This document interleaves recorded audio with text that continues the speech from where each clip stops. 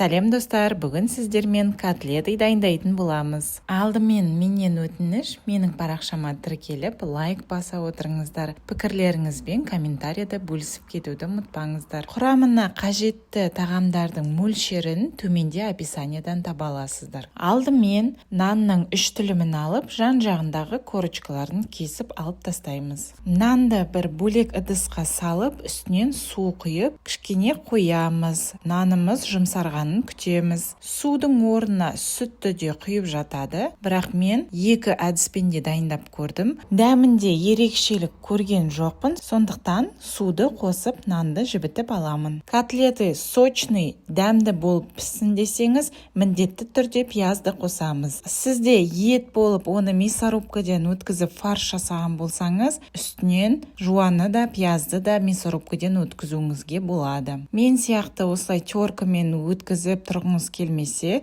блендердан да өткізуіңізге болады. Ал мен 4 бұрышты қылып кескеннен көрі осылай теркадан өткізгенді ұнатамын. Бұл видео базовый десек те болады, новичоктарға арналған. Себебі күнделікті тамақ пісіріп жүрсеңіз, әркім өзінің ыңғайына қарай пісіреді котлетті. Үйіңізде петрушка немесе укроп жатып қалып жатса, котлетіңіздің ішіне қосып жіберуіңізге болады. Сол кезде менің ойымша дәмі люля кебапқа ұқсайтын болады. Фаршқа тұз қосамыз және де өзіңіздің сүйікті дәмдеуіштеріңізді қосуды ұмытпаймыз. Келесі фаршымызға жұмсарылған нанды қосып, бәрін жақсылап араластыратын боламыз.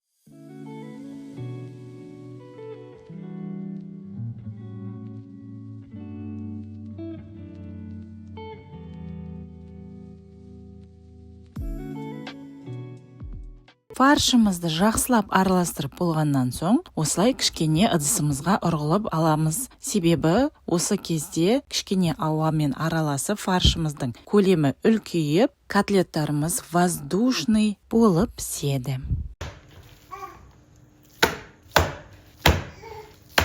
Ендігі кезекте бәрі дайын болғанда, котлеттеріміздің формасын дайындайтын боламыз. Өзіңізге қалай ұнайды, дөңгелекше қылдырып жасауыңызға болады, немесе сопақша қылып жасауыңызға болады. Формасын келтіріп, таяқшаға дайындап қоятын боламыз.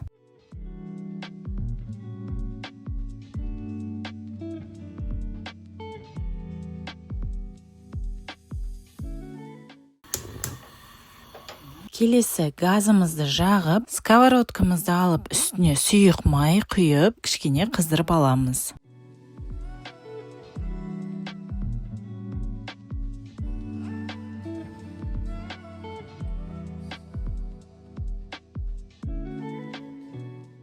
Бір-екі минутта сковородкамызда қызып болды. Енді үстіне бір-бірден котлеттерімізді қойып, екі жағынан қуырып аламыз.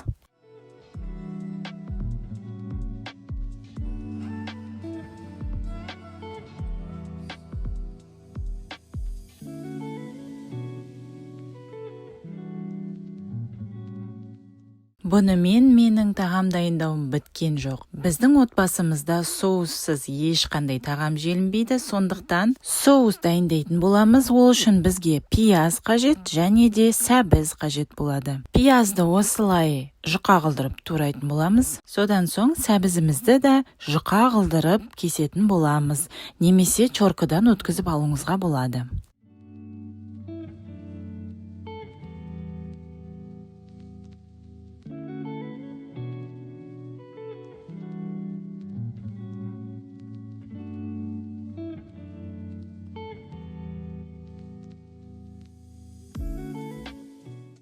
Котлеттеріміздің бір жағын қуырып алдық, енді екінші жағына айналдырып, екінші жағын қуыратын боламыз. Осы уақытта соусымызды дайындай береміз, ыдысымызға шемешкі сұйық май құямыз, жуаны қуырып аламыз, оның үстіне сәбіз қосамыз және де тұз, әртүрлі дәмдеуіштер қара бұрышта қосуыңызға ұмытпаңыздар.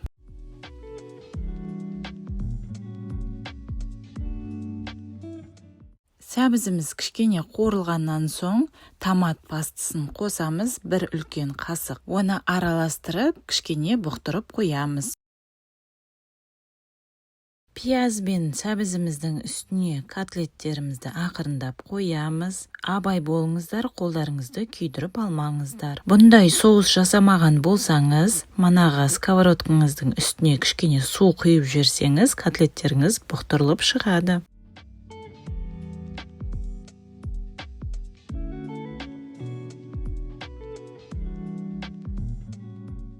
Осы жерде мен котлеттердің үстінен маги қосылған су құйған болатынмын. Сіздер сорпа қосуыңызға болады, немесе құр судың өзін қосуыңызға болады. Сол кезде котлеттеріміз бұқтырылып пісетін болады. Котлеттерімізді 15 минуттай жай отта қақпағын жауып бұқтырып аламыз. Мінекей осындай әп-әдемі дәмді кешкі ас дайын болды. Котлеттеріміз өте жұмсақ, сочный болып пісті. Мінекей осындай петрушкамен әсемдеп қойдым. Котлетіміздің қасына гарнир ретінде картоптан пюре жасаған болатынмын. Өте дәмді болып шықты, бәріне ұнады. Сіздер де отбасыңызға осындай керемет асты пісіріп беріп қуанта отырыңыздар. Қарағандарыңызға көп рахмет. Тіркеліп лайк басуды ұмытпаңыз. Астарыңыз дәмді болсын. Сау болыңыздар.